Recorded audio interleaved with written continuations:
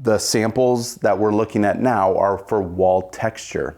So we looked at the base, and now for wall texture, we have a few different options because we still want the beauty of tile, right? Most of the customers that I sit down with, they want a beautiful shower. And so Onyx provides several different wall textures. And so we can do just a smooth wall. And again, the great thing about these options is depending on the height of your walls, you're gonna have one full sheet. Now we may do an inlay stripe if the walls are pretty tall there, but for the most part, there's no grout.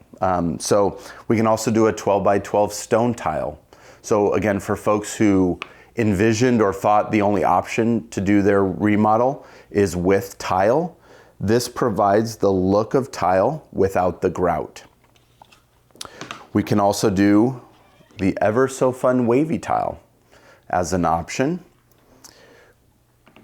We can also do subway tile. So again, has the look of subway tile with no grout, which is a huge benefit. And then we can also do this shiplap wall texture as well. So customers have a lot of options. And when I sit down with folks, a lot of times they don't realize all the options that they get to select from, and Onyx provides that.